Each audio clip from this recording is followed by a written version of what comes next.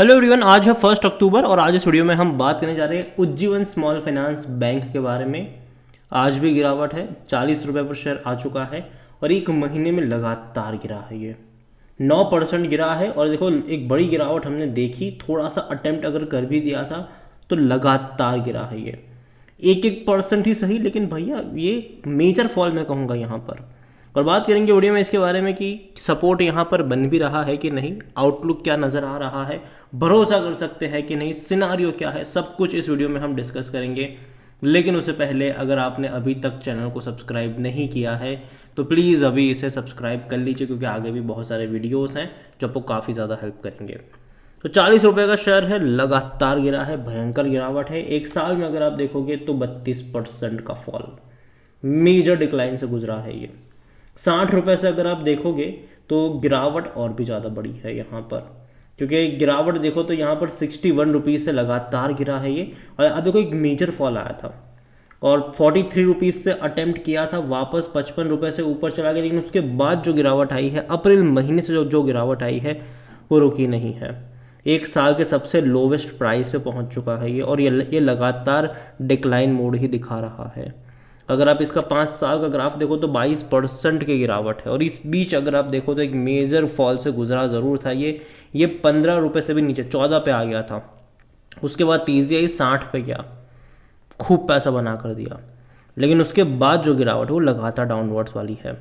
और अगर आप चैनल को रेगुलर फॉलो करते हो, जब भी ये 50 से ऊपर गया था मैंने कई सारे वीडियोस बनाए थे जहाँ पे मैंने कहा था कि डाउनवर्ड ट्रजेक्टरी ऐसी है कि कहीं पर भी सपोर्ट नहीं बन पा रहे, और अभी भी कहीं पर भी सपोर्ट देखने को मिल नहीं रहा है। कहीं पर भी सपोर्ट नहीं देखने को मिल रहा है। एक सपोर्ट मुझे लगता है कि यहाँ पर अगर बनेगा तो 30 और 35 रुपये के आसपास बन सकता है। हालांकि अगेन मैं कहूँगी, देखो लॉन्ग टर्म के लिहाज से बैंक खराब नहीं है, अच्छा प्रॉफिट कर रहा है, अच्छा डिविडेंड भी बहुत अच्छा पे कर रहा है ये, कोई छोटा मोटा नहीं, बहुत अच्छा डिविडेंड पे आउट भी कर रहा है ये। लेकिन अगर आप यहाँ पर ये नज़र करो कि भाई साहब डिक्लाइन यहाँ पर बहुत ज़्यादा देखने को मिल रहा है, कहीं पर भी रुक नहीं रहा है, तो जो नेक्स्ट सपोर्ट लेवल है वो 30 और 35 रुपये के आसपास देखने को मिलता है, तो वहाँ से बाइंग इंटरेस्ट आ सकता है। और अभी देखो जिसके पास है वो होल्ड करो, ठीक है, बेचने की सलाह मैं नहीं दूंगा, लेकिन मुझे लगता है कि यहाँ से इमीडिएट बेसिस पे मैं कोई बहुत बड़ी तेज़ी भी एक्सपेक्ट नहीं कर रहा हूँ। उसका सिंपल रीज़न है कि भाई साहब हालत अच्छे नहीं है। और मैं ये भी एक्सपेक्ट कर रहा हूँ कि देखो दिवाली के बाद एक मेजर फॉल हमें देखने को मिलेगा बाज़ार में। ये थोड़ा सा टाइम जो नवरात्रि से लेकर दिवाली का टाइम होगा तब आपको बाज़ार में तेज़ी देखने को मिलेगी, लेकिन नवरात्र के बाद, सॉरी दिवाली के बाद एक मेजर फॉल आपको बाज़ार में देखने को मिल सकता है, और वो शायद मार्च तक कंटिन्यू रहेगा। अप्स एंड डाउन्स वाला जो है, लेकिन मार्च तक गिरावट मुझे लगता है कि रहने वाली है। उसके बाद अप्रैल से तेज़ी में एक्सपेक्ट कर रहा हूँ बाज़ारों में। और देखो जब पूरा बाज़ार प्रेशर में होगा तो ऐसे शेयर्स भाई साहब और गिरावट दिखाते हैं। यहाँ पर अगर हम वॉल्यूम देखें तो 1,65,00,000 के आसपास का शेयर यहाँ पर ट्रेड होते नजर आए आज। कंपनी के बारे में देखें तो 63 रुपीज़ का ऑल टाइम हाई है, 13 रुपये का यहाँ पर इसने लो बनाया है। मार्केट कैप 7,745 करोड़ के आसपास देखने को मिल रहा है। कंपनी के बारे में अगर हम बात करें तो according to Moneycontrol user 100% लोग कह रहे हैं खरीदारी करो, बेचने की बात कोई भी नहीं कर रहा, हर कोई कहता है खरीदारी करो यहाँ पर। अगेन मुझे पसंद है ये बैंक, लेकिन प्राइस सही होना चाहिए। जब आपको मिल रहा था 20-22 पे, कई सारे मेरे वीडियोस भी थे उस टाइम पर कि भैया खरीदारी करो कोई दिक्कत नहीं है, लेकिन 50 रुपये से ऊपर जब मतलब जैसे ही गया था और वापस गिरावट की जब शुरुआत हुई थी तब मैंने कहा था कि यहाँ पर आपको मेजर करेक्शन देखने को मिलेंगे, और वो अभी देखने को मिल भी रहे हैं। हालांकि अगेन यहाँ पर जो बाइंग इंटरेस्ट है वो दोबारा आएगा, वो 30 से 35 रुपये के आसपास होगा। और बैंक के बारे में अगर आप देखोगे तो लास्ट कुछ जो ट्रांजैक्शन हुए हैं सितंबर के वो बिकवाली के हैं। यहाँ पर अगर आप देखोगे तो सितंबर में 2 ट्रांजैक्शन है। कंपनी के जो पर्सन है वो एक प्रेम कुमार और एक दूसरा है प्रदीप, 60,000 शेयर बेचे प्रदीप कुमार ने प्रेम कुमार ने, और तकरीबन 97,500 शेयर जो है वो प्रदीप ने यहाँ पर बेचे। अगेन ये बहुत छोटी क्वांटिटी है, कोई इतना बड़ा भी नंबर नहीं है ये। और जहाँ तक डिविडेंड के बारे में बात करें तो वो बहुत अच्छा पे कर रहा है, उसमें कोई शक नहीं है। 1.5 रुपये का डिविडेंड, 40 रुपये का शेयर अगर आपको 1.5 रुपये का डिविडेंड पे करता है तो बहुत अच्छा डिविडेंड है मेरे हिसाब से।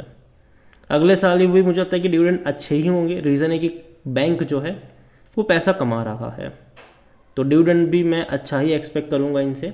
और वैल्यूएशन देखें तो काफ़ी सस्ता अभी भी है, 6.21 का है। और देखो जब मैंने 50 रुपये के ऊपर ट्रेड करा था मैंने कहा था कि यहाँ पर गिरावट अभी भी कंटिन्यू रहेगी। काफ़ी लोगों ने कमेंट में बोला था कि भाई साहब 7-8 का पी रेशो है, कितना सस्ता है, नहीं गिर सकता। तो यहाँ पर देखो 6 पर आ गया पी इसका 40 से। तो हो सकता है यहाँ पर कि डाउनवर्ड ट्रजेक्टरी मैटर करती है, यहाँ पर बाइंग इंटरेस्ट उस तरीके से यहाँ पर आ नहीं रहा। हालांकि देखो पूरा खेल तब पलट सकता है अगर मान लीजिए कि कोई अच्छी खबर आ जाती है, क्योंकि देखो आजकल खबरों का बाजार जब भी गर्म होता है 20-22-50% की तेज़ी ऐसे ही आ जाती है। तो वो चीज़ मैं फैक्टर नहीं कर रहा हूँ यहाँ पर, ठीक है। अगर खबर आ गई तब तो बहुत बड़ी तेज़ी आ जाएगी, लेकिन अगर खबर नहीं आती है तो डेफिनेटली आपको यहाँ पर गिरावट देखने को मिलेगी। हालांकि 100% लोग कह रहे खरीदारी करो, जो एनालिस्ट अगेन मेरी बेचने की रिकमेंडेशन नहीं है, ठीक है। मेरा ये कहना है कि अप्रोच जो है वो आपका 30 से 35 रुपए के आसपास जाए, वहाँ से बाय ऑन डिप्स का अप्रोच आपका होना चाहिए लॉन्ग टर्म के लिहाज से। फिनेंशियल्स अगर हम देखें इसके तो लास्ट क्वार्टर के नंबर कुछ खास नहीं थे। 300 करोड़ का इनका प्रॉफिट था, जो कि इससे पहले 330-327 करोड़ का प्रॉफिट ये कर चुके थे, और ये कम प्रॉफिट है जबकि रेवेन्यू इनके बढ़ रहे हैं, ठीक है। हालांकि लास्ट क्वार्टर में रेवेन्यू में उतना बड़ा जंप भी नहीं था, लेकिन हाँ धीरे धीरे यहाँ पर रेवेन्यू बढ़ ज़रूर रहा है। और दूसरी बात, जब इनके लास्ट जून क्वार्टर के नंबर आए थे तो मैनेजमेंट की तरफ से बोला भी गया था कि आने वाले क्वार्टर में जो इनका ग्रोथ प्रोडिक्शन था वो कम इन्होंने आंका था कि जिस रेट से पहले एक्सपेक्ट किया था उस रेट से नहीं बढ़ेगा। तो यहाँ पर वो भी एक नेगेटिव चीज़ रही इनके लिए, और ये वजह कि कोई तेज़ी नहीं देखने को मिली। और आने वाले क्वार्टरली रिजल्ट्स इंपॉर्टेंट होंगे, स्पेसिफिकली सितंबर और नवंबर के, कि जो लगातार ग्रोथ अब तक हमने देखी क्या आगे भी हम वो देखेंगे कि नहीं। और जहाँ तक शेयर होल्डिंग के बारे में देखें, प्रमोटर यहाँ पर ऐसा है नहीं। 4.06% म्यूचुअल फंड के पास है, 3.27% डोमेस्टिक के पास है, 24.68 एफआईएल्स के पास है, रिटेल के पास यहाँ पर 25% से भी ज़्यादा की होल्डिंग है। अदर पार्टीज 42.56% का स्टेक लेकर बैठे हैं। ओवरऑल अगर मैं बात करूँ उज्जीवन स्मॉल फाइनेंस बैंक की, तो देखो अगेन बैंक बुरा नहीं है, लेकिन डाउनवर्ड ट्रजेक्टरी में है, तो कहीं पर भी सपोर्ट नहीं बन रहा है। मैं इतना कहूँगा कि जब तक कहीं किसी लेवल पर सपोर्ट ना बने दूर बैठो और तमाशा देखो, जल्दबाजी यहाँ पर मत करो। एटलीस्ट किसी एक लेवल पर एक सपोर्ट कह लो, एक बेस कह लो, वो बनना चाहिए। और जब तक वो बेस नहीं बनता है मेरे हिसाब से यहाँ पर जल्दबाजी नहीं करनी चाहिए। अगेन है तो होल्ड करो, लेकिन फ्रेश बाइंग को लेकर मैं ये चीज़ कह रहा हूँ यहाँ पर।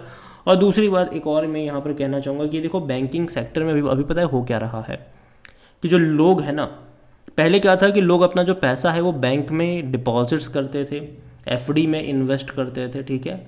आज लोग स्मार्ट हो चुके हैं, आज लोग बैंक में उतना ज़्यादा पैसा डिपॉजिट्स नहीं रखते हैं। आज लोग बैंक में उतना ही पैसा रखते हैं जितनी की उनको ज़रूरत है आने वाले कुछ महीनों के लिए।